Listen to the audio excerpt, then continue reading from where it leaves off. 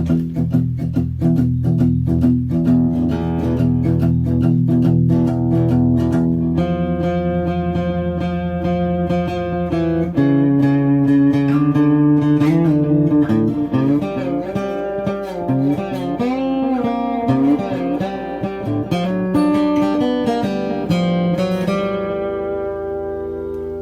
to the Serious TV Drama Podcast. I'm Scott, and joining me on this mildly momentous week, first, he's far too athletic to walk like Frankenstein, but after all those X-File binges, he might very well have been probed by aliens. It's Dan. Hey, Dan. Good evening, Scott. I always love when you say good evening. It's very classy. Good evening. Who knows what evil lurks in the hearts of men? Good evening. Second, if she wasn't already spoken for, I'm sure she would take Prince Rainier's proposal anytime. It's Jamie. Hey, Jamie, how you doing? Hey, listen, I know that your mouth was filled with, a lot of booze and nuts, but that came out really well. I'm glad to hear your voice. I'm glad everyone's doing good. Oh, I love when they do the callbacks in the intros. And finally, the guy I hope decides to go into private practice so his name and face can be plastered across billboards and bus stop benches. Brian. Say hello to Brian. Hey, Brian. Hey, and I have to say, Jamie, you're a fine girl. Thanks. Do you know how close I came to using, referencing that instead? I thought about it, and then I didn't. Anyway, obviously we are here tonight to talk about the latest episode of Better Call Saul. I remember last year learning what the word was for the episode that comes before the penultimate episode. Unfortunately, I forgot to write it down, so I don't remember what that word is. If Kevin Howard's listening, he probably knows. He's the one who told me. Anyway, before we get into the episode, which I think it's titled Breaking Bad. Anyway, before we get into this much anticipated episode, I need to amend my previously supposed detective work regarding the Omaha timeline and how much longer it is after the events of Breaking Bad. Someone brought to my attention on our Facebook page, I think it might have been Sean Pink again, actually, that my assumption about the number that appeared on that license plate might have actually been referencing an expiration date, not the actual year. And I said, that's possible. I'm not a driver. I don't actually know these things. So, I'll take your word for it. But then I actually went and looked stuff up. And now I finally know the actual timeline of everything, like 100% guaranteed what it is. So we'll look. You say that every week. But now, no. You're about as good at the detective as Batman was in that really bad movie that came out this year. I'm kidding. Good job, Scott. Wow. You should just be possessed by Got the entire podcast. Or Shecky, and you can just make really bad Catskill style jokes the whole time, and people can make like you're really funny when, it's kind of like, yeah, you're funny if you're like Buddy Hackett on the Tonight Show in the 1970s or something. Anyway, he doesn't listen to this podcast. I don't got to worry about that, right? Anyway, so let me break it down in a minute, and then we can get to the episode. We'll go to Ozymandias. Ozymandias, that took place over 2 days, March 19th and 20th in 2010. And at the end of that, we know that Walt goes to disappear, and then we know Saul shows up there shortly afterwards. So one can say that Saul goes to Omaha in late March of 2010. Now we go to the season 4 episode of Better Call Saul, the episode Quite a Ride. We actually get that cool little quote-unquote flashback to a scene that takes place just before Saul makes use of the vacuum cleaner repair shop. That's when he and Francesca, they're, shredding the files and finding bundles of money stashed throughout the walls of the office. But at one point, he makes it clear to her that he's going to call her on a certain payphone on November 12th at 3 p.m. Now, I don't know why he picks that specific date. If anybody does, that would be awesome, but I don't know why it's that date. But we know that, therefore, it's almost 8 months after he will have left for what turns out to be Omaha, Nebraska. Which means that all the Gene scenes that we've seen up until tonight roughly take place in October of 2010 after all. The phone call that he makes to her is on November 12th of 2010. So I guess my one I was right. There was no snow in Omaha in October of 2010, but I realized, you know what? This isn't Mad Men. Maybe they just decided it wasn't that important. They needed the detail of the ice for what happens with the Carol Burnett character. So they had it be snowy all over. Okay, that's it. So we know that it's taking place, like the storyline that we see in this episode, as far as Gene is concerned, is in November of 2010. So it's, shortly that, it's a couple months after the end of Breaking Bad and El Camino and so on. So let's get into it. The episode, of course, was titled Breaking Bad, and it was directed and written by the terrific Thomas Schnauz. So how excited were some of us at least, because I know one person will act like he wasn't, when right off the bat in the opening, anyone who's remotely a Breaking Bad fan already knows what we're doing in the very beginning. How excited were you guys? I'll go with Brian since we never have an order set for this. I was very excited, and my excitement was doubled when they went back to the VCR scratch tape intro. I thought like maybe that was a one-off last week, and they returned to it this week, which upped my excitement. Did you notice when they did that little, like the VCR breaking down kind of thing, they also had that little subliminal shot of the black and white image of that crossroads that we see in the episode, which they also were using to promote the episode? Okay. Yes. Okay. Very cool. Figured you did, but you never know. Jamie, would you like to weigh in before we go any further? Yeah, just, God damn it, don't put your seeds and stems in the drain. Right there. Okay.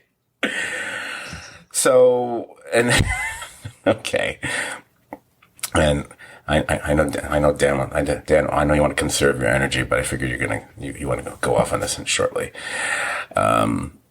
We start off with Saul obviously in the RV. It's the RV. That alone is exciting because, hey, it's the RV. So I'm thinking Breaking Bad fanatics, or Breaking Baddicts, as I used to call us, like an asshole. It was like the first time I started making threads on Facebook for people to make comments on shows. It was like, Breaking Baddicts, put your comments here, or whatever, preceding all the other people who did all that kind of stuff. Sorry, Sherry. Anyway, we were probably all going bonkers, noting every little detail in the RV, right down to the tape covering up the bullet holes in the door. So that, to me, I mean, it was probably the least cryptic or questionable cold open that we've ever gotten, because we all knew exactly what it was. But at the same time, it was probably one of the most exciting cold opens because, well, we've been kind of waiting for this, and I said, and I think we all agreed, because, not making it with just me, I think we all felt that, we were picking up the Saul storyline right around the time of that episode, which is why the cool thing about having the two episodes titled with each other, the titles of each other's show, is so kind of fun, if you know what I'm saying. So let's go to the black and white world of Omaha. Oh, well, actually, I'm sorry. It's Albuquerque. It's not Omaha. And what Jamie, what you were alluding to, the scene with Francesca, and we realized that she's some sort of like a low rent landlord kind of thing. Does anyone, I didn't write it down, so I'm bad. Does anyone recall the name of the actress who plays her by any chance? I don't have her name in this notebook. Wait. It's Tina Parker. Tina Parker. Oh, see, excellent. There you go. Can we say I mean, first of all, I've really gotten a kick out of the work this actress has done on both shows all along. I mean, her standoff with Walter White back in the Breaking Bad days is one of those classic moments, I think. She does such a great job throughout this episode. I mean, how she feels put upon, and how she treats Saul/Gene right up until basically hanging up when he's making his goodbye, his meaningful goodbyes to her. I really adored it very much. Did any of you recognize the rest stop where the phone call was taking place? Yeah. Oh yeah, you've probably visited it on your travels when you went down there, did you? No, I didn't go there. Oh. Would you care to share what it was? So it's not me saying it? Yeah, it's a gas station where Jesse was pushing meth and then got the RV videoed by an ATM, which Hank used to cause some shenanigans. That's it exactly. Bingo. And also among the other little details we see before the phone conversation, just to tell us what's going on in the world, is we see that billboard, I think, for the DA that Jimmy and Kim have dealt with over the last 5 seasons. What's his name? William Oakley, the William Oakley and Associates. And I kept wondering, okay, was he inspired by the Saul Goodman stuff? To do this, especially considering the way that Saul Goodman went? Was he? I found that to be a fascinating little detail to throw in there. I thought it was kind of funny. I kind of thought like that when Saul went away, he was probably disillusioned by everything that happened, and he saw a big vacuum that he could fill. There were all these clients that, he could swoop in and take Saul's clients and stand to make a lot of money. I think you're absolutely right. But it's also interesting because wasn't he sort of feeling a bit disillusioned or whatever during the series with all the stuff dealing with when he realized that Jimmy / Saul was representing someone from the Mexican cartel, that whole thing? I think. Yes, they had the scene in the stairwell where he basically said you've crossed the line by representing the real bad people and not sort of the low-level people. And that's it. And he also had, sort of jealousy early in the show when Jimmy was going to get a job at the firm and Kim was working at the firm, and he was like, "Oh wow, that's like really a great opportunity." I mean, he was always sort of like Jimmy and thought Jimmy was doing well for himself by going possibly to the firm and maybe going to be in the firm. But then when he did his own stuff, he kind of grudgingly respected him until the Lalo thing. And he thought he crossed the line with Lalo. Of course, he could have stopped being a prosecutor like at any point between then and when Saul goes away. I mean, there's a lot of years there where, so who knows exactly when he stopped doing it. It wasn't necessarily he just stopped being a prosecutor once Saul broke the law. Well, right. I suspect he was doing this for a while and then just, at a lesser degree than Saul, and then just tried to fill the void. So you think he was in private practice while Saul Goodman was practicing on Breaking Bad, is what you're saying, like a competitor? Yeah. Okay. No. Yeah. It's certainly there's it could go either possible. way. He'd be better positioned to fill that vacuum if he was already doing the job. Right. See, I like the idea of him just being, he's at home, he's able to make ends meet. It's not like he's poor, but he's certainly not living in a lap of luxury with what he's doing. And he puts a TV on and he sees, the cameras of them loading all the stuff out of Saul Goodman's house, and he sees that golden toilet and everything else. And he says, you know what? That's the life for me. And like you said, there's that big vacuum, that void to be filled. So I just like the idea of it. So anyways, the phone call happens between Gene and Francesca. I love the almost ridiculous lengths they go to get to the little parcel of money he has stashed there. It couldn't just be like buried under a rock. It had to be this whole elaborate thing. I got a huge kick out of that. But I think the real key about the scene is that we get to feast on all these little itty bitty details about all the things that have happened, post Breaking Bad, and what's happened to all the things that Saul had his fingers in. So it's kind of fun to hear about all those references. I think you probably would be the only one here that would have a good chance of finding a rock that looks like New Jersey or whatever. Well, if I had to choose between a rock that looks like New Jersey and New Jersey, well, I'm making fun of making jokes like I'm from the 70s, and then I go and make one myself. There you go. Dan, I actually did think of you for at least a brief moment there, God help me, when they were going through the different people in Saul's life.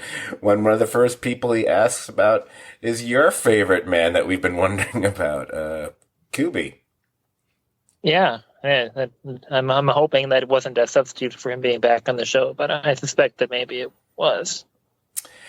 Well, a couple things. Number one, I like to think that as the show is nearing its conclusion, they're also taking the opportunity, whether it be with a final, whether it be someone who's lucky enough to actually have a final performance or a final scene, I should say, or at least, or something like a billboard with your face on it, like the guy playing William Oakley, or just a reference in this conversation. We're kind of saying goodbye to, getting a chance to say goodbye to a lot of these people. Now, I'm actually going to quote, instead of trying to reframe it, I'm just going to quote what Bob Odenkirk said about this. He actually mentioned the QB and everything else. I'm going to quote him directly so I don't get this wrong. Unquote. And we touched on Kubi, Bill Burr, who we didn't know. He felt like D-Day at the end of Animal House. He just disappeared without anyone knowing where he went. And then we referenced Ira, the actor Frank Ross. I had to look up who Ira was because I did not remember the name Ira. So that's the guy. From Vamonos. Yes, that's the guy who owned Vamonos Pest. Did you know when he said Ira, that was the guy who owned Vamonos? Did you actually remember that? Did you remember? Yeah. That? Okay. And Danny's like the guy who yeah. Yeah. Well, yeah, because Ira was on Better Call Saul and Breaking Bad. He's the one that stole the the Hummel thing from that place that Jimmy went to the fake interview. That's right. It's the first time we see him. You're right.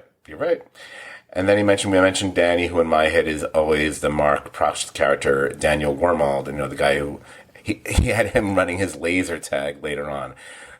He always imagined he was going to be the Danny. We just never figured out a way to work it back into the series. By the way, I wish they had. That would have been amazing if they'd actually done that. Because I remember him saying, you don't got a Danny, you need a Danny. And if it turned out to be the guy who most of us now love on what they do in the shadows, that would have been fantastic. But yeah, the point of all this is much like what we saw happening to his house earlier in the season. Everything's gone. Everything's been seized. Everything's just, from nail salons and so on. I did like that we got a reference to Jesse here. So they're referencing basically the end of El Camino, and because they find his car at the border. So of course I was wondering, what do they mean, the Mexican border? Because that's the closest border. But I kept thinking he would be going to Alaska. Yeah, Robert Forster ditched his car on the Mexican border to that was part of the deal in El Camino. Oh, yeah, you have Badger tell Badger to drive down to the border and leave the car. Gotcha. See, my memory sucks. That's why I have all these fucks here. So, but the most important thing, I guess, for Better Call, people care more about Better Call Saul than Breaking Bad, which makes sense since you're watching Better Call Saul, is the fact that we find out that Kim called. So, sure. And the way Gene acts after that. And that's when we get to that crossroads moment, the decision. I like that. It's kind of funny when I think that both Breaking Bad and Better Call Saul have a moment where a character is at a literal crossroads, between Skyler and that famous scene from Breaking Bad, and now we have it with Gene here.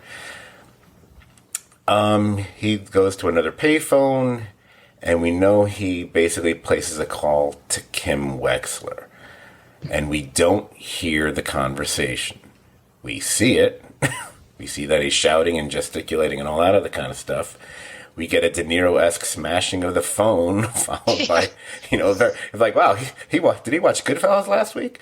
I was worried that Kimmy got made. And kicking in the glass. So that's what I want to ask you guys. So I'm going to bounce it around for anyone who actually has a thought on it. That is. Now we are going to find out what was said in this conversation in one of these last two episodes. So would any of you like to go out on a limb and just speculate what you think that conversation was, or why he would have reacted as strongly as he did, and what ends up following that conversation?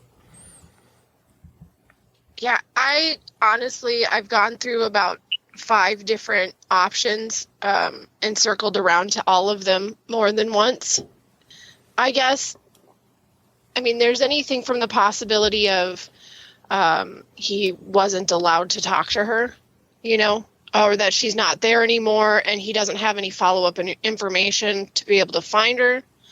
Or it could even be that she's like moved on and she's with somebody else and happy. I don't know. It could be, there's so many different things that it could be. And with only 2 episodes left is pretty, I mean, the only thing that I would speculate is that there's a pretty good chance we're going to actually hear this real phone conversation in the next episode.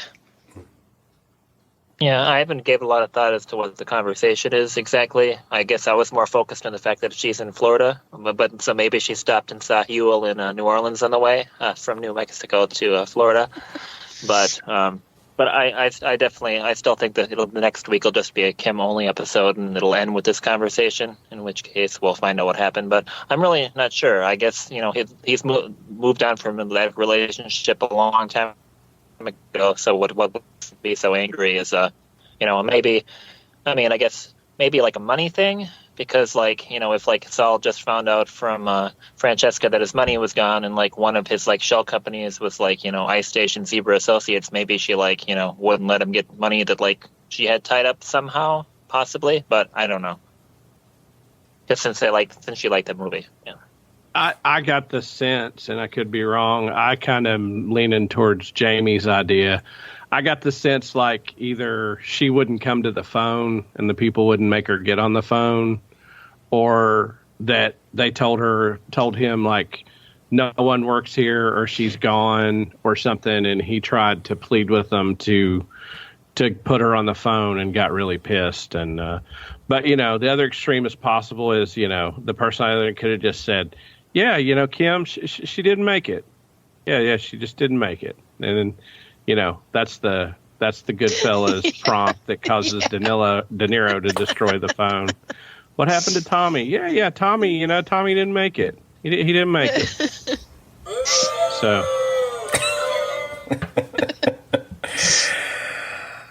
Oh, wow. Okay, interesting. I think my thoughts on it are, it felt like the conversation was too long for simply someone not letting her come to the phone.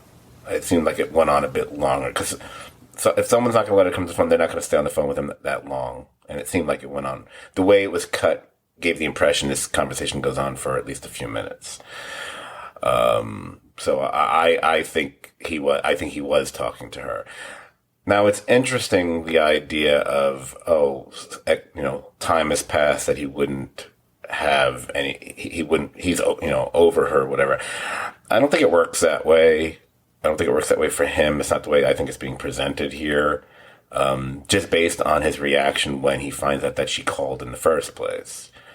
That said, you can't ignore the money issue, because as he found out from Francesca, all his little, enterprises where he would have, money here, and here are all gone. And suddenly he goes into a thing where he's, it's like he's building up a pot all over again. So that could, I think that's kind of like the part that, that starts this, and whatever is said by Kim, which I'm thinking is just her, I'm just going to be very basic about it, is her expressing her, let's just say, her profound disappointment with what's happened, and it triggering him, and that kind of lighting the fuse, combined with the fact that all his money is lost. And then, because he basically spends the rest of the black and white part of the episode, he goes Saul. He don't go Jimmy. That's Saul that we're seeing here. And I will, fight me, to anyone who says otherwise on that one. So, but anyway, we absolutely will find out what the conversation was. I love the idea of, we don't get to it till the end of the next episode, and the idea that Dan had, as you mentioned, I think you espoused the idea last week. In fact, Dan, that we might very well get an all Kim episode, which I would love that. I would be all over that. I especially watching how the Better Call Saul, social media, Twitter idiots, whatever, how they all keep getting angry at all these different episodes for different reasons. They'll probably get mad at that one too. Good. Yeah, right before we recorded tonight, I since got a screenshot of Alan Sepinwall making the same prediction about next week's episode. So we will see if our podcast figured it out before the writer. We want to make sure. Want to make sure that the flag was planted beforehand. That's Dan's prediction. It's a solid one. It's not my prediction, but I think I like his predictions. Probably, in fact, I like his prediction better than I'm going to have. Okay, so let's dip back into what happens with Gene from this point on. Either he goes back to work or he's back at Jeffy's house again. It's interesting. I was talking to someone earlier today who had who'd watched the previous episode, hadn't watched this one yet, and they were expressing some concerns of how they felt because they had recast the part played by Jeff, which we talked about last week, and we've already talked about why they recast it and so on. And one of the person's issues were, I'll paraphrase, but the previous actor who played Jimmy, there was something very much more scary and intimidating about him, and this Jeff doesn't have that quality at all. And I said, you're right, but I think that's the point, because my take on it is the way we're seeing Gene now and all this, Gene becomes the intimidating one. Gene's the one who's in control of the situation, whereas when we saw the cab driver in the earlier seasons, he was kind of sort of in control of the situation up to a point. So again, I wish it had been the original actor, but that part isn't that doesn't bother me because of the way they're portrayed, the way the storyline is proceeding at this point. I don't know if you guys agree with that or not. I just figured I'd pop it out there. No, I agree, and I actually really enjoy all of his scenes. So this actor's especially since we're shooting all of this, we have all this black and white, right? And he just has that face that is a little bit nostalgic to old classic TV, and I've really enjoyed him. I never thought about it that way. Interesting. Yeah, he's doing a great job, and it'd be really lame to whine about somebody getting recasted because somebody else couldn't play the role anymore. It's just that's reality. Get over it, fucking losers. Unless you think that way, Brian, then I apologize. Okay. Well, I like the actor because I think the softness in this actor's face plays better against Saul's character change. That, at times he looks bewildered, puzzled, unsure of himself. And I think that other actor, just his general demeanor was more menacing. And this actor sort of seems more every guy than a badass. So I think he fits the part well. And I think it's really nice having him too, because in this episode in particular, the interplay with Buddy, we get a lot more of Buddy, and Jeff and Buddy as a pair in the way it's cast works a lot better. My buddy. See, unfortunately, it was my boss who said this stuff to me, and I was plays it the same way to Go on. What? No, I thought did you finish? Sorry. No, it's okay. No, I was going to say he kind of plays it the way Badger and Skinny Pete were played when Heisenberg's around, but Jesse isn't, and I kind of like that. Yeah. They're definitely kind of like a more an updated version of Badger and Skinny Pete, just not funny the way Badger and Skinny Pete were. But the joke I was going to drop there was, well, I was actually my boss who said all that, and I was going to share the podcast with him, but now I won't. You can just garble my audio. Okay. Or I'll just edit it out like I edit you out all the time. No, I'm just kidding. The only issue with the recasting was they didn't have a choice. So there's not, it is what it is. It's one of those things. It's just jarring at first, and then when you realize, okay, I know who the character is. For some reason, they got another actor. Then most people found out, they probably Googled it or something, and oh, okay, they didn't have a choice. Whatever. Blame the guys who did The Wire. By the way, I finally watched a couple episodes of We Own the City. It's really good. It's very good. It deserved a podcast. Anyway, back to the story of the episode where we realize that Gene has clearly rethought his original stance, and it looks like he's a man with a plan now. And then we get into it. Now, and then a lot of the episode that takes place in old black and white Omaha. And by the way, I now decided if I ever was to go to Nebraska, it must be black and white there, because there's that movie called Nebraska, which is black and white. There's the Bruce Springsteen album, the cover of which is black and white. And now this is taking place in Nebraska, and it's black and white. There's that other movie with the famous one with the serial killer, or whatever the fuck it was. Not serial killer. Is it In Cold Blood? Is that in Nebraska? Can't remember. Me? I'm gesturing to whoever. I'm actually gesturing at Brian.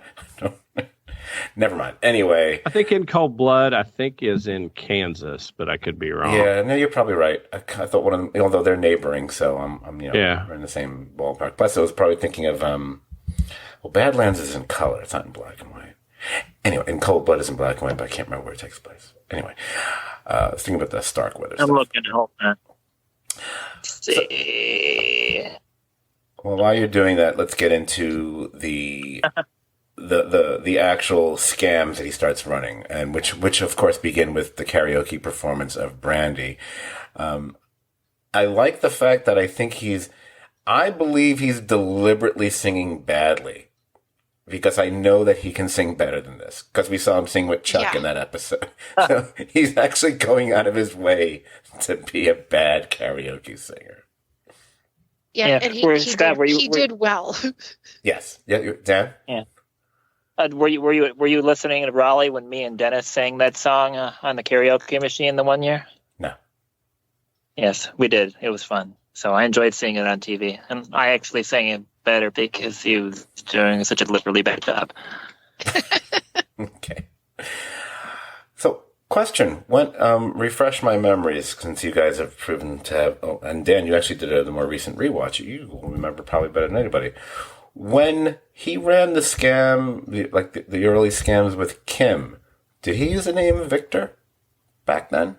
I feel like he did, right? Yes. They both picked whack. Yeah, he was Victor, and she was Giselle, and he was Victor. Yeah, Giselle. That's right. Oh man.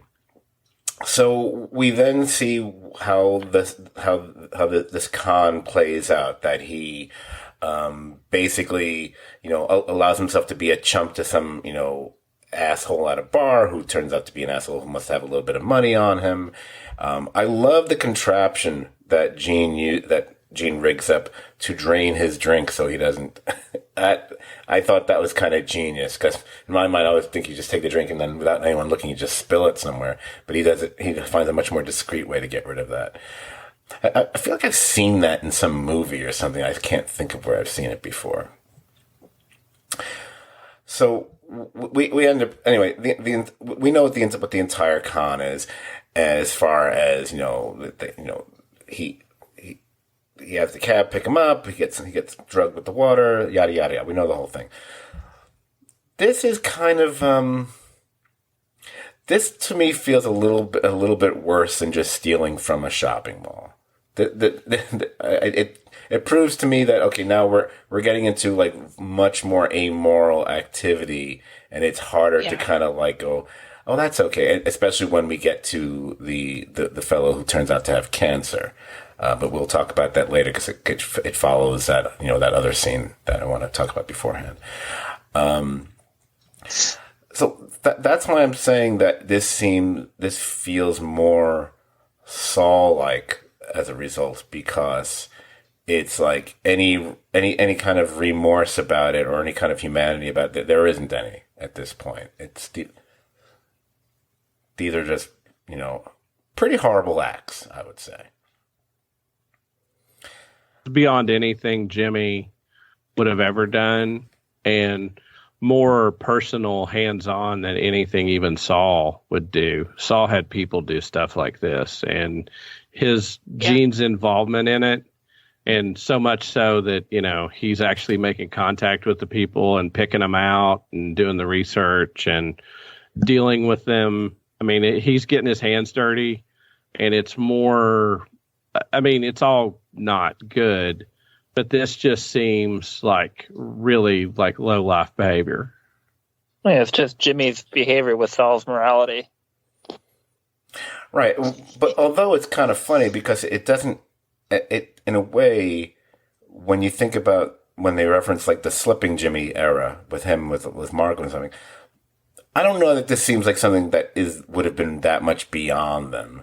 Although I don't know if they would have gone as far as taking the risk of drugging somebody and then essentially,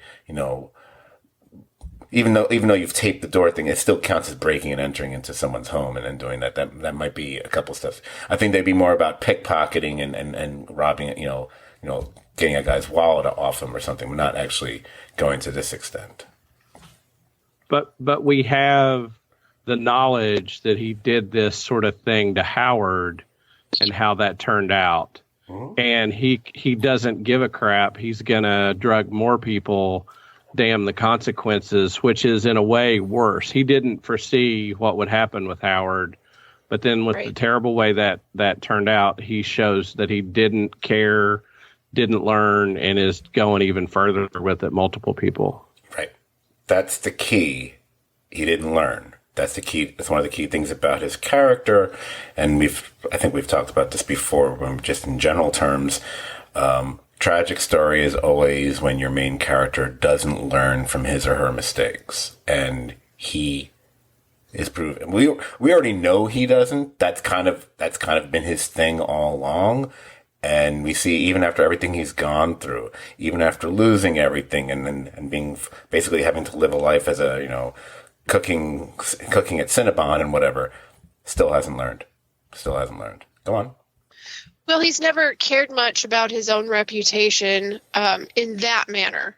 He has ego and stuff like anyone else, but he was always on the verge of pulling this crap. When he was with Kim, he wasn't really worried about his own reputation, maybe a little bit about hers.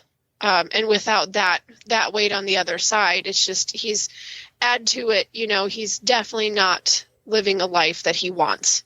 So if you don't have anything you care about, not really, there's just nothing to lose. He doesn't have anything to pull him back. There's no what if something bad happens. And I think he's at the point now he just doesn't give a shit.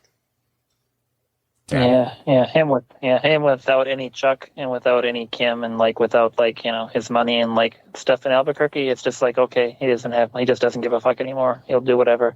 For a second, I thought he was actually feeling bad about the cancer thing, and then after the fact, you just realize no, he just wants to make sure his the knockout drugs are going to react properly, not get messed up by the pills. So it's I guess this is the way it is. But after seeing so much Jimmy, that we actually sympathize with for the most part, often it's definitely taken a turn here, which is why the episode's called Breaking Bad, because this character is Breaking Bad, so to speak. He is, yes, but what I was going to say that leads into it is what we see is what he learned from Walter White was all the wrong reasons and all the wrong lessons. And, in essence, what he's doing is the same thing Walter did. Walter had a chance to get away with it and stop and couldn't. Gene was safe and pulled off that heist and got what he wanted and could have got away with it. But he couldn't resist doing something else. And it's that classic flaw of, I did what I wanted, I achieved what I wanted. Now, he didn't get to live the life he wanted to live as Saul, but he made his escape. And they took everything from him, but he was free. And then he pulled off this heist, but it just wasn't enough. And I think, like Jamie said, something happened on the phone call that, his hope for a future went away, so he doesn't care anymore. He doesn't have hope for the future. So it's I'm just going to get what I can get now. And I also think that once you get to the end of the episode and you look back to the conversation that he's having with Francesca, and he's talking about the maestro buying the farm. I think when you first hear it, just kind of comes off as a little bit of just a Saul quip, a sarcastic name. But once you get to the end of the episode, I kind of think that it was a little bit of adoration more than it was a sarcastic quip. As we find out how much of a push he had in that direction and kind of what his viewpoint of that person was. Yeah, I kind of get the impression that he still has a fair amount of money too, just because like he just had enough money to like have Robert Forster like double the cost to disappear him again, like on him. So he still has a fair amount of whatever. So I don't think he's really doing it for the money. Go ahead, Scott. Yeah, I wouldn't. Obviously, I have no idea what his money situation is, but he certainly has some, but probably not. But obviously not the perhaps hundreds of thousands or millions that he would have had otherwise. But yeah, the only thing I would say is, while the impression one might get is that we're kind of heaping things at the feet of Walter White as far as how he is right now, which is nice and whatever, and there is some strands of truth to be found there for sure. But one must also point out, Chuck was right all the time. Yeah. Chuck said all this from the get-go. Yep. Me and Dan, or Dan and I, however, if you want to be more grammatically correct about it, we were Chuck defenders, and not that we didn't like Jimmy, but at least I would always say, it's like, okay, never forget, he is a very flawed individual, and he does really fucked up things, and I know Chuck came off as having a very dark view of him, but you know what? It's come out to be true. It's been true, especially when he goes into the Saul phase throughout Breaking Bad, and what we're seeing in this episode, especially and particularly when he makes the decision as far as the guy who actually has cancer. So I'm just, again, obviously everything is intertwined. Would he be doing all this if not for Walter White? No, then again, he wouldn't be in Nebraska either, for that matter. But it's almost like this was already prophesized, years and years earlier. Yeah, this scene here, or not this scene, but the scene where Buddy like just doesn't want to do it anymore because it doesn't feel right, kind of reminded me of when like Jesse was being a real douchebag and like pushing drugs to the people at like the AA, well, whatever the Narcotics Anonymous he was at, and Badger and Skinny Pete were just like, we really don't kind of like doing this, so that kind of reminded me of that. It's a little like that. It's also a little like Walt deciding to press on and just work with Todd and not bother with Jesse anymore. It's also a little bit like that too. I think there's a couple of different moments like that throughout these timelines. So I think they all kind of mirror each other. I think if there's one thing we can note now that we've watched almost this entire series, and of course we've watched all of Breaking Bad. Some of us, we've watched the whole thing recently.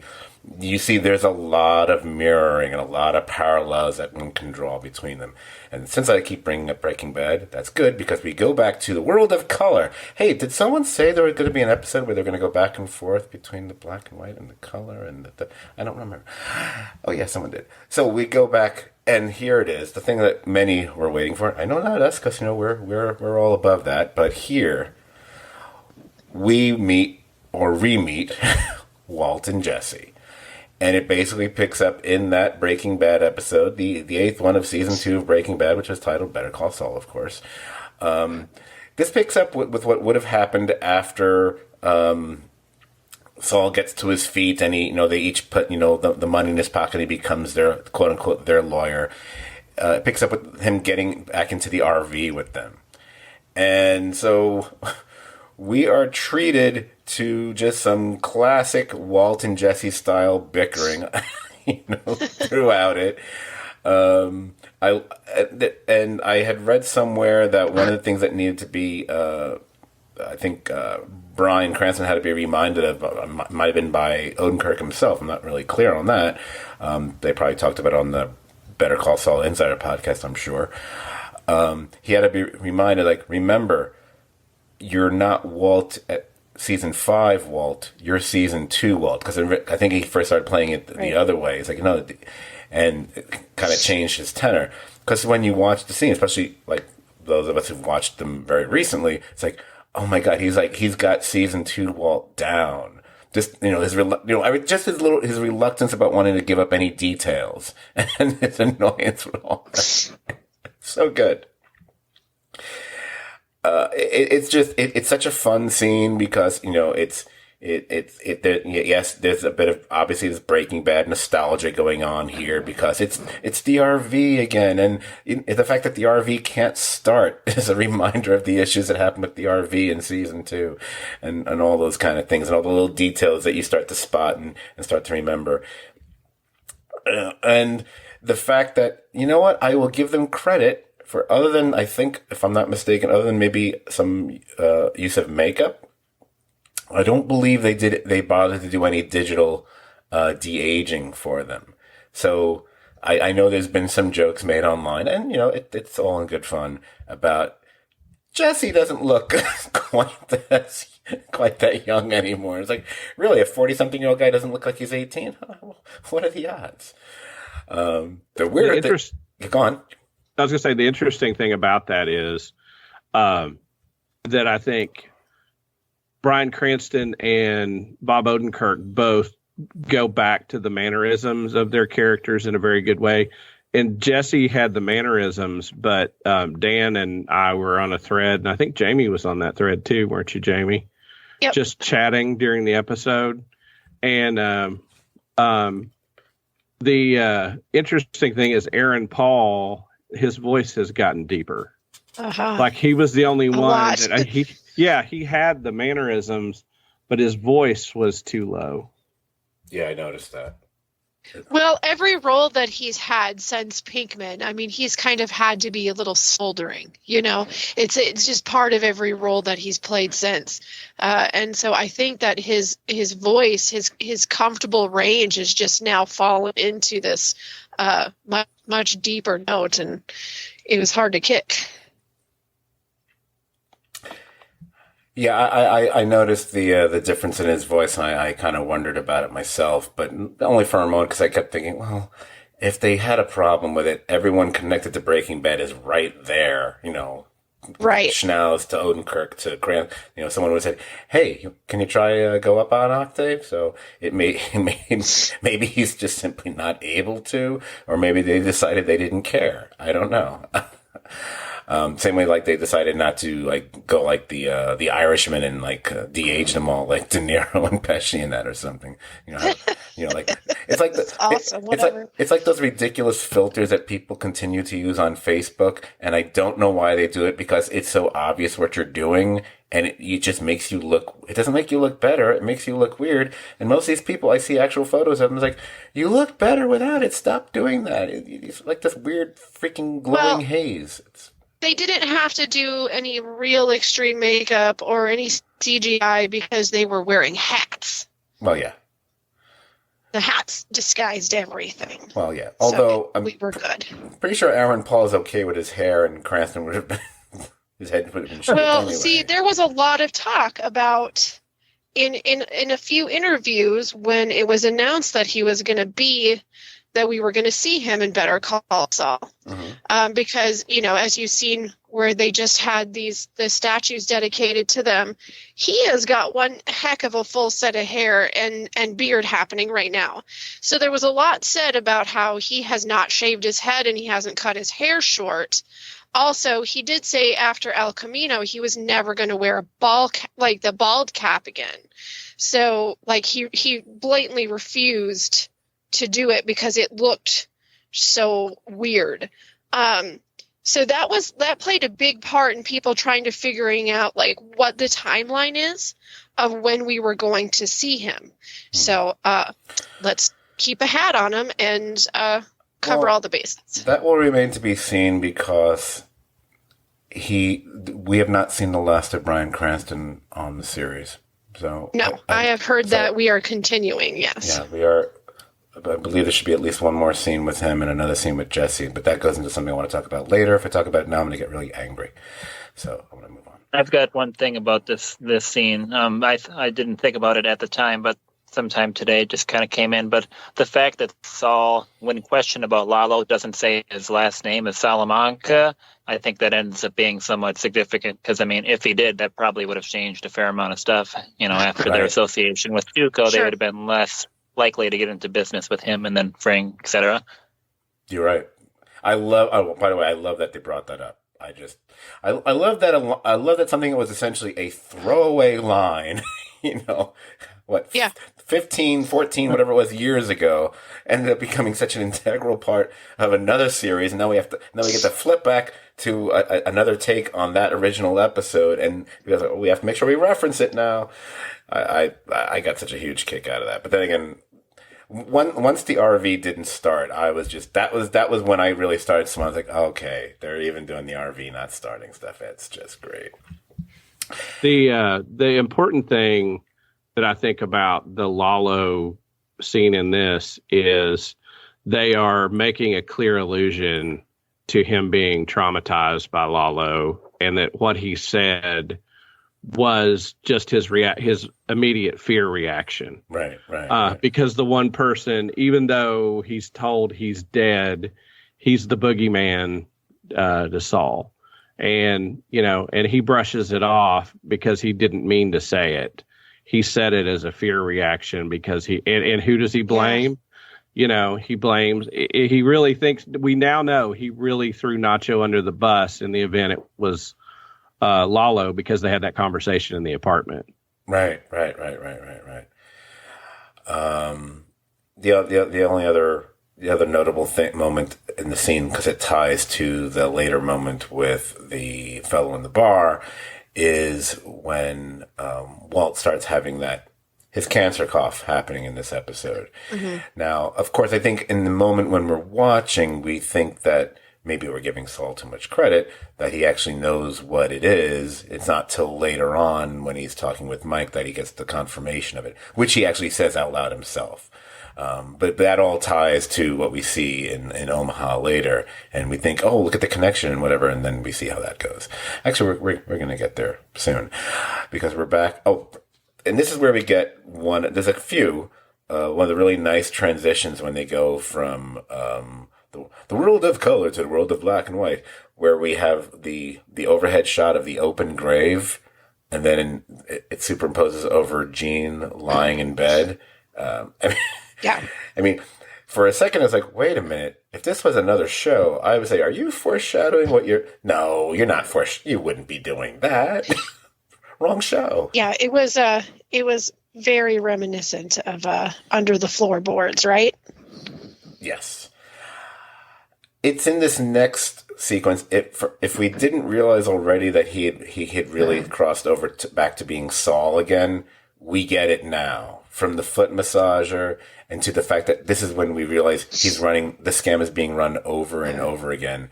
And we get one hell of a sweet montage. I really loved, the fact that they're having I don't know if I would call it animation exactly, but like all the cards moving around and everything. I really got a big kick out of it. They kind of went above and beyond, especially since they're doing it in black and white. So you don't have colors to play with, so they have to come up with other ways for striking visuals that work just as well, I think. And I think the thing that, and if there's any, and the last kind of thing that cinched it for me was, oh, and now he's with hookers again. Okay. Yeah, that's all. that ain't Jimmy. Now, did we think that, I think we already mentioned this a bit, but since now we're at the scene, we might as well talk about it anymore if we want. Now the belief is when he realizes the guy has cancer. Dan, you were the one talking about it, that's right. And so we think he's just trying to find out whether there will be any sort of, it'll interfere with the barbiturates, whether it would, he wouldn't get knocked out as a result of it, or maybe it might have a lethal combination, because he may be going bad, but I don't think he's going like murder bad. Is it something along those lines, you think? Yeah, just like it wouldn't knock him out. Basically, I don't think really Saul gives a crap about killing him accidentally right now. I just think he's just concerned that one of them's like an upper or something. Okay, all right. Oh, did everybody have you recognized who that actor was? Because I recognized him. So, guy's name is Kevin Sussman. You've probably seen him in a lot of comedies over the years, including The Big Bang Theory. Okay, all right, there it is. Yeah, I recognized. I didn't bother looking up though. Yeah. He's one of those actors, I've seen him in so many other things, but the only thing I can immediately call to memory is the one thing that I know a lot of people cringe when they hear. It's like, even though it's like, it's not that bad a show, shut up. It's not great, but Anyway, we'll get back to color, and we have Saul with the foot massager, and that's when we get a Mike scene. And we get a nice classic Saul and Mike, of the era of the Breaking Bad era time. And I really love, this is where we establish that Mike is basically doing PI work for Saul, as we know from Breaking Bad.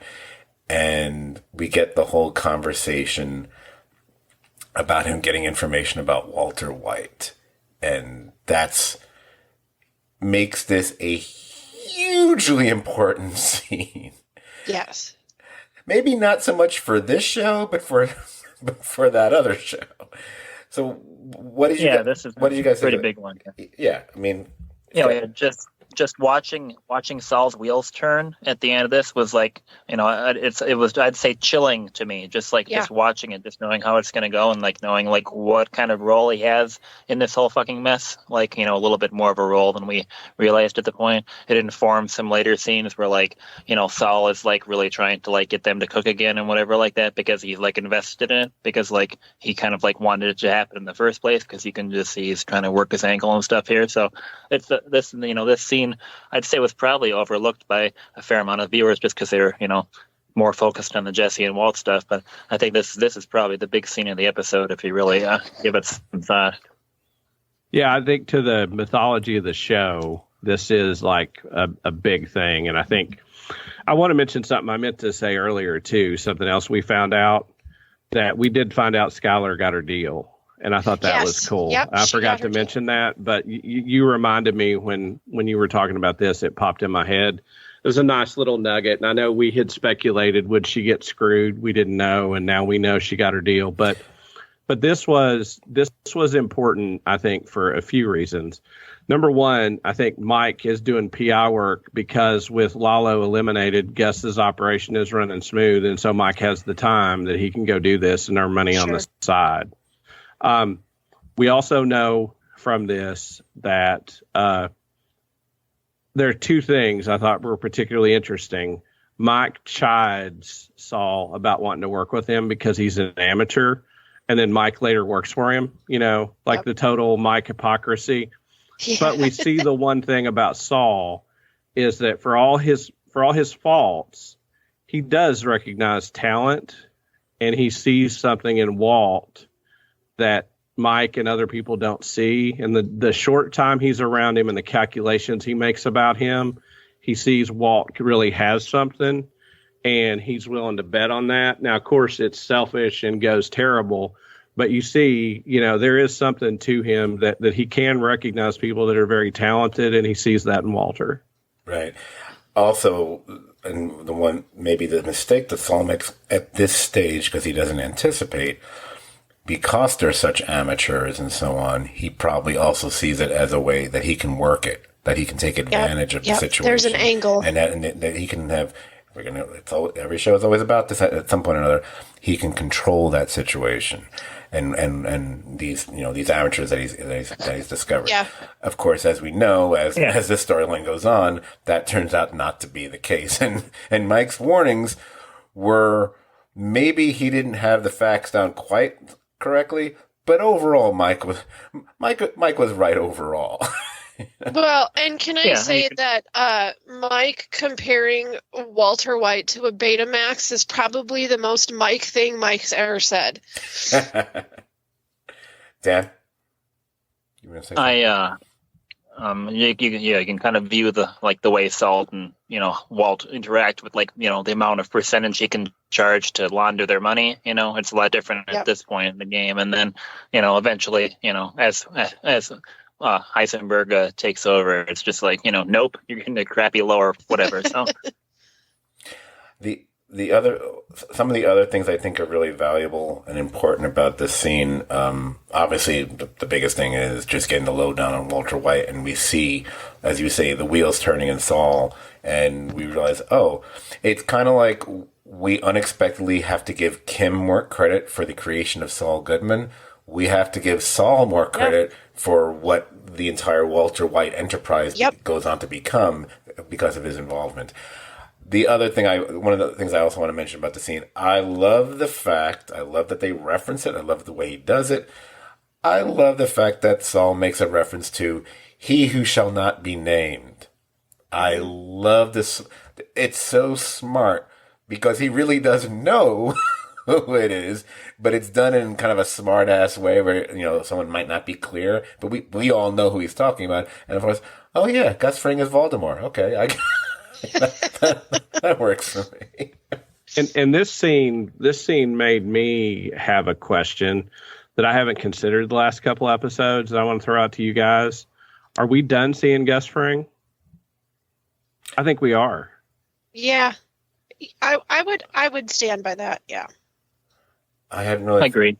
I believe so, because I don't see them returning to that timeline. I'm trying to remember see, all that does is make me want to think about the last time we see Gus. Because like I said, I think every character, if it's their last moment, they'll give a little something to, and I guess they did with him. I can't remember. Maybe next week, Kim will eat at Los Pollos, and Gus will deliver her a delicious meal, and that'll be the last we see of him. I could see that. I mean, it would maybe be kind of schmaltzy, but it'd be okay. Yes, I could see that as well. All right, so we leave this scene and we can go back to Omaha, and just the fact that he's that Gene, he's putting in the Bluetooth. I mean, so he's even got the little soul details like that going on. But we realize that something has gone wrong, and he gets everyone's ass back to that garage. And when we see Marion, the Carol Burnett character, kind of hearing the dog barking, becoming, she gets away from her funny cat videos, because everyone loves funny cat videos. No, I'm sorry to interrupt you. Is she's cast from here on out, isn't she? Carol Burnett is we're all the way to the final. I don't know if she's in all four episodes or not. I know she's in a few. I know she's got to be in at least one more, before they kill. Oops, sorry. But I'm sure she'll be. I think she's going to play a part in something here. So she's definitely going to be in at least one. But in the All Kim episode, there's not really going to be room for her in that one, except until we find out she's actually, Kim's great aunt, and we just didn't know it until now. Put that on our list of bad theories. But this is the scene where we were talking about before with Buddy and not wanting to rip off a guy with cancer, and we see, oh wow, Gene's really just a bad guy right now. Never mind the fact he's a bad guy or not. It's now he does something which, forget it. It goes almost beyond not learning your lesson. He makes, you can call it bad or an impulsive or a not well thought out decision. And the fact that they're going to risk going back to that guy's house when he can wake up at any moment now. And he's going to actually, he really will physically break into the guy's house. Wow. It's like, and why is he why is he going to this length? Because his whole point about, that he invested the time in doing the research on the guy and whatever. And I was like, is pride playing a part here? Are you the person who's such a big influence on you? Are you basically, are you the second coming of Walter White right now? Because it reminds me of the kind of shit that he would do. I thought the whole thing just made you think it's almost like what the scam is. All the scams have become addictive behavior for him. And now he's acting like an addict where he has to follow through with it instead of, Whether you have an issue with the guy having cancer or not, at this point, you shouldn't be going forward with it, right? I mean, it's stupid. Yeah. Just breaking in itself probably makes whatever kind of like stealing his identity strategy much less valuable. I mean, he's just putting a big red flag out there. So, yeah, he's just being a real dumb fool now. Maybe it has something to do with this conversation with Kim, and that'll explain this more. Who knows? I don't know. Can you guys explain one thing quick? What was Buddy doing with the dog? David got maybe get drunk during the episode, and I kind of lost track of what was going on with the dog there. So, Well, the dog was a good, that was a good reason to be out walking in these houses, like around these neighborhoods, because then he's just a guy walking the dog. I would also like to say that I did try to find information about this dog because I loved him, and I cannot find his name, but for the purpose of our show, I have written notes about him and referred to him as Dog Paulson. So he is Dog Paulson reincarnate.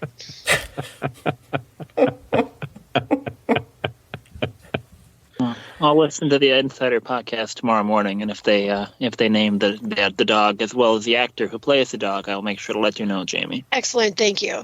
I did want to say, and I wondered this, I'm not sure, that the misdirect of the cancer, that almost was he more compelled to get this guy because Walter White kind of ruined his life? I feel that you are completely on the right track there.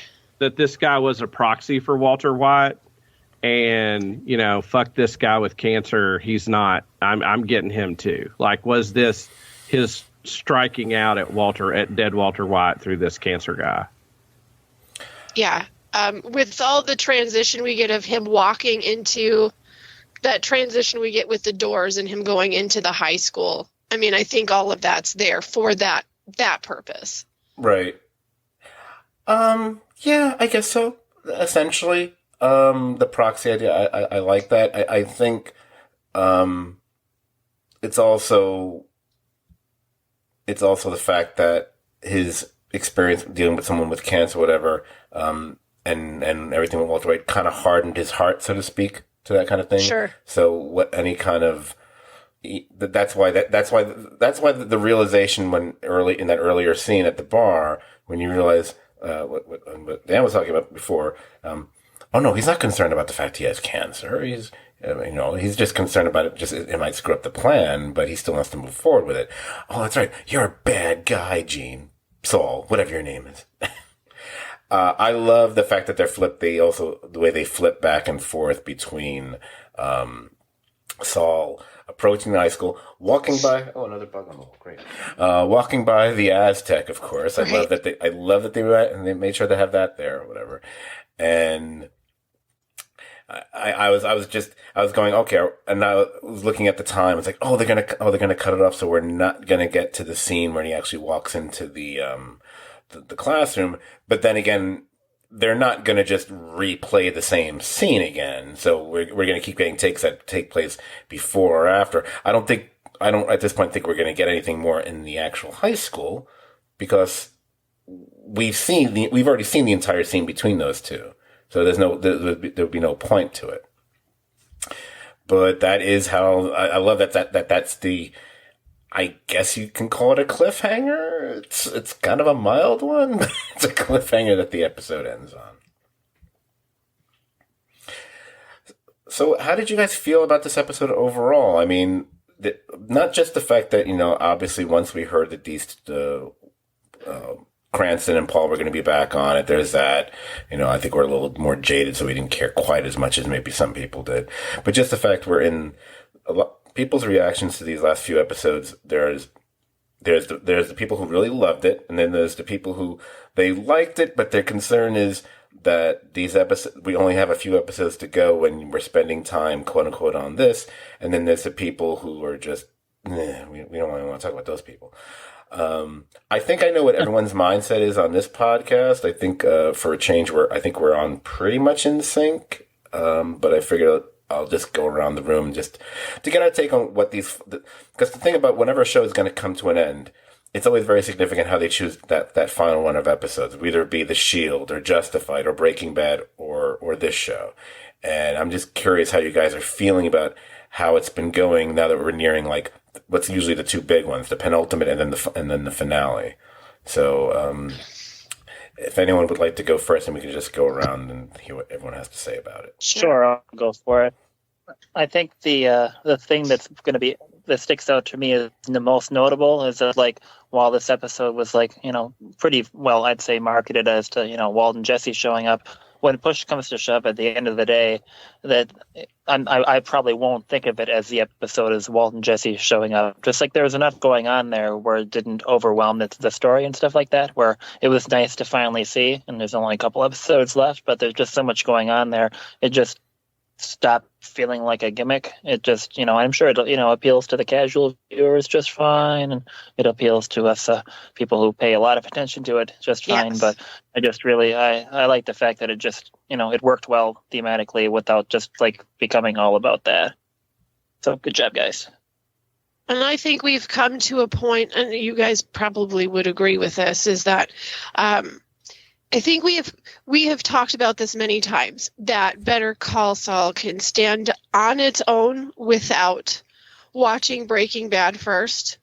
And sure, there's a few things here or there that a viewer who hasn't seen it is going to miss, and it's not quite as fun. The reveal isn't as exciting. I really feel in the last, especially this episode, like, I think about those people and I'm like, how underwhelmed they might be on certain things because they just have no idea, like, why the hell we're all so excited about these little moments, thinking that, like, it's not just, oh, these characters are back. That's not what it is. It's like a huge part of what made the wheels start turning in the other show was just shown to us. And it's been hidden behind this curtain all of these years, and we finally got to see it. And it's just something I do feel for them at this point, because it's like, man, you really missed something special here. I don't know, I'd be curious to hear what somebody who hasn't watched Breaking Bad, what their thoughts were. I've had the same thoughts, Jamie, that especially this season, if you haven't watched Breaking Bad, I don't know how, if you watch it backwards, that it's going to have the impact that it has on all of us. And I particularly am amused by, I think, what the conceit of Better Call Saul that we all were impressed by is, how is the show going to be compelling when we know how the characters end? And I think taking that away is a big loss for the people that haven't watched Breaking Bad first. But I will say I love the episode. I am one of the people that by the time it was over, I'm concerned in the back of my mind, like, wow, we've only got 2 episodes left. Like, it's almost over. But this is a show, remember, that dispatched Lalo and Nacho, especially Nacho. And we were like, holy crap, we never saw that coming like that soon. And so I have great faith that they can do what they need to do in 2 episodes. So I believe where this ended, I mean, there's something that I think Jamie said this to me, that Francesca went through the list of what happened to everybody. Basically, Walt's dead. Skylar got her deal. Jesse got away. Like, nobody really is going to pay for this. If Gene gets busted and they figure out who he is, Saul pays for all of it. He's the only one that goes down. Everything. Yep, for everything. He gets hit with all of it. Everybody else got away or died. Well, yep. I might say dying might be a bad thing, but okay. But Cranston got to die. Cranston's character, Walter, got to die on his own terms. Right. Yes.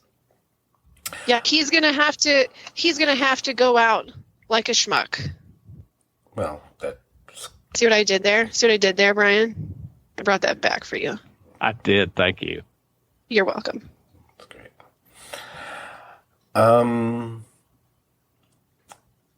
I've enjoyed the run of episodes. The issue I would have, it's not an issue, just the point I would make with Better Call Saul as opposed to Breaking Bad or some of the other shows I even mentioned, were a lot of the dramatic tension as far as the stakes and, oh my God, what's going to happen. A good portion of that has already been resolved as far as the timeline that we're following 90-something% of the time throughout Better Call Saul. Once you took care of the Lalo situation and Lalo and Gus, and Nacho, and then especially once Kim walks out the door, at that point we're like, oh, okay. And now and thus the show bounces to the Saul Goodman storyline at the beginning of Breaking Bad. And there's nothing really more to go into there other than this fun reveal, which shows just how significant a part Saul played in what we already discussed. So it's the Gene storyline that becomes the thing that's, pushing forward as far as, wait, what's going to happen? What the mystery and resolution is solely tied to that storyline. So now we're left with 2 episodes to go.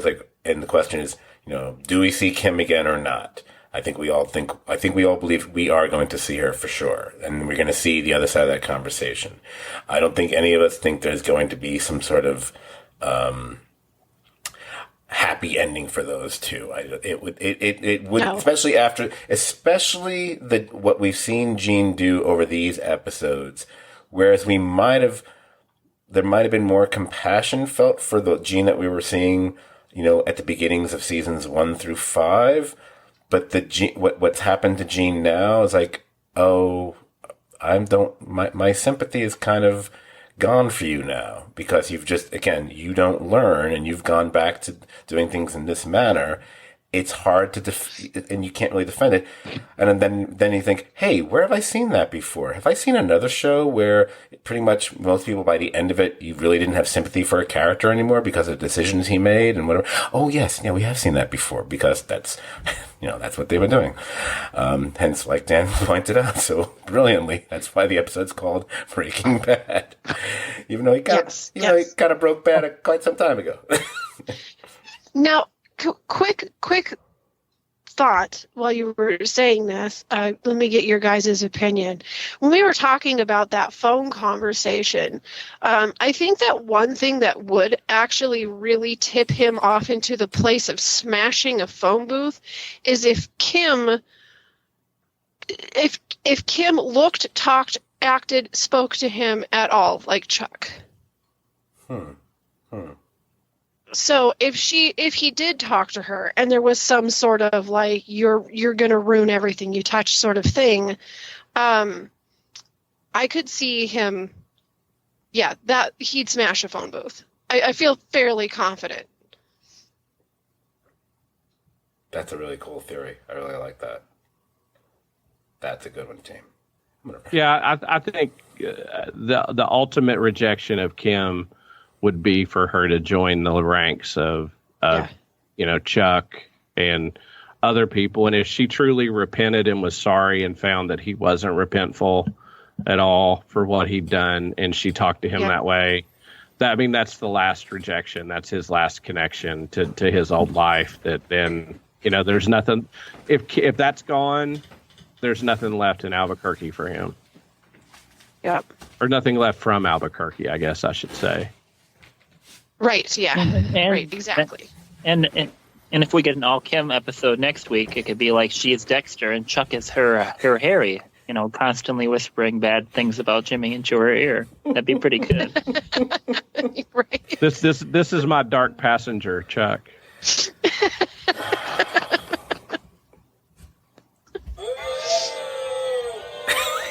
There it is. There it is.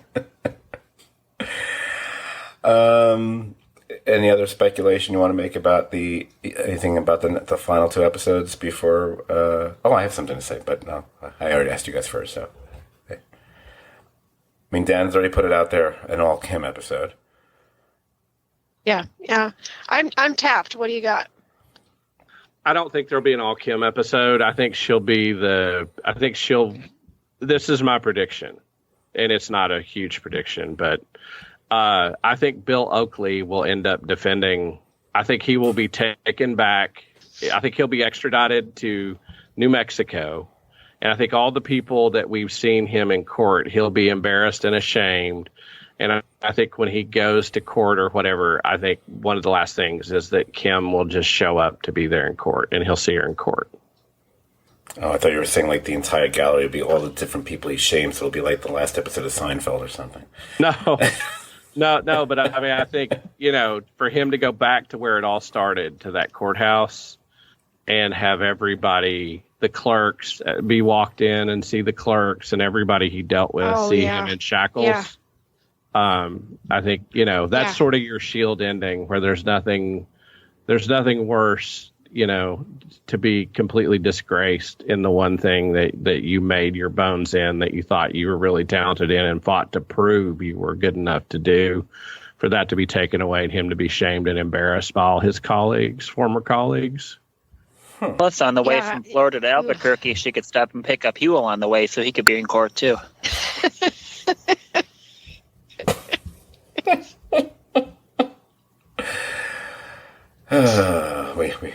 We really want that Huel spinoff, don't we? Huel School, starring Huel. Anyway. That episode where they mailed all the letters from people that went to Huel's church or whatever was fucking funny. So I just keep thinking of that. Yes. Right. So for a second there, Brian, I thought you weren't going to do much of a prediction. Then you go with a really giant one. So what the fuck you talking about? It was good. It was good. I liked it. He suddenly he went from I thought it was going to be a little aside, and then it became a whole goddamn episode. So I don't have anything as majestic as that, but whatever. I don't. While I would love the idea of an all Kim episode, and it'd be great if that actually happened, I don't truly foresee that. Although I do feel we're going to get a big block of her. They could easily kick off the beginning of the next episode, subverting. We're expecting them to get back to breaking in. Instead, we start with Kim after everything, and then we eventually find our way back to it. That's something that they've done before on this, on in both universes, if I recall. They make us wait, and then they get to it. It should be noted that Vince Gilligan wrote and directed the next one, so that to me makes it feel like it's going to be a very notable episode. I'm going to tell you something. I know that Cranston and Paul are still supposed to show up at least one more time each. I'm going to say, it's I don't think this will happen, but I feel I need to try to put one up from mid-court or something. I'm going to say that the Jesse one is in the black and white storyline, and it's not part of this, because we know he still exists, and now they got the actor back. Find a way to do it. I respect the writer. Gilligan and Gould are writing these two episodes. If anyone can pull it off, it's going to be those two guys. As opposed to just, another scene between them, back in the day. Because I don't know if there's that much more we can get out of that.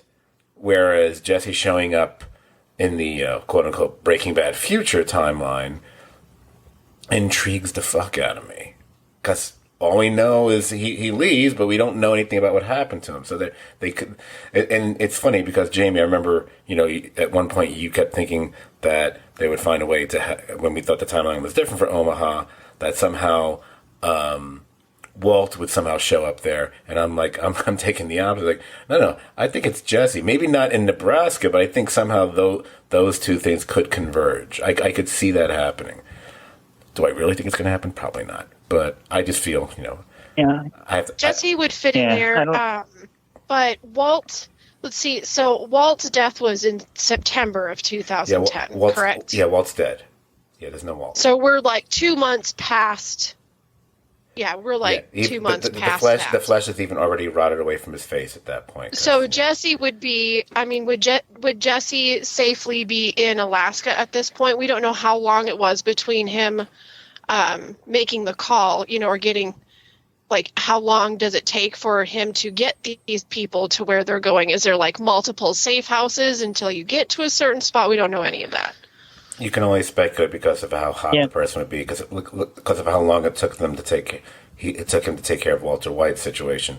Jesse might not be quite on the radar, but he still was, from, if I remember the news reports and such. But I'm sure within a couple weeks' time they would be able to reload. Yeah, I don't see why. I can't imagine Jesse. I don't think I don't think Jesse would be involved in this, whatever. Just like he doesn't have any reason to come back and have anything to do with Saul. I mean, the last time he saw Saul, he beat the fuck out of him and stole his car. Yep. So I just don't see any reason why he would leave safety in Alaska to have anything to do with this mess. So might what be we're co- saying it is might be that cool if- Jesse is the Dexter. It might be cool if Jesse testified Yeah. against Saul. Yeah, yeah. Like, gets a deal. Oh, the thing. By the way, Brian, when we went through the trouble of reminding us that we get the information that Skylar did get her deal, I think the other thing that's really notable about that is, therefore, we also know that they dug up the bodies. That means that Hank and Gomi were discovered and got proper burials and such, that she used that lottery ticket with the information on it that Walt had given her. Because that was what she was going to trade in order for that deal, if I recall. Yep, So, that's what he gave her and said use this. So, right. So it's good to know that they're, but maybe Marie will show up anyway. So how does purple look in black and white? Gray. Or DJ Qualls. Come on, DJ Qualls.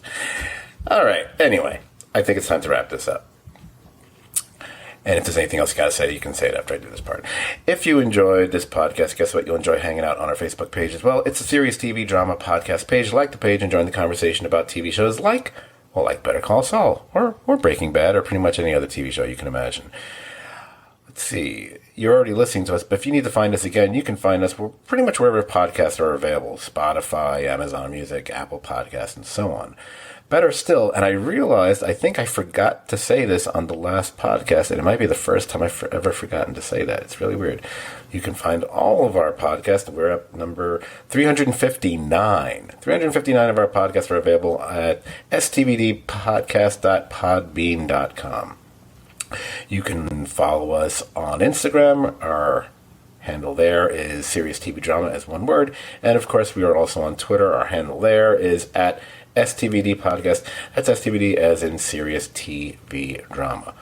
Now, we will, of course, be back next week to cover the penultimate episode of Better Call Saul. I believe, as I mentioned, it's both written and directed by Vince Gilligan.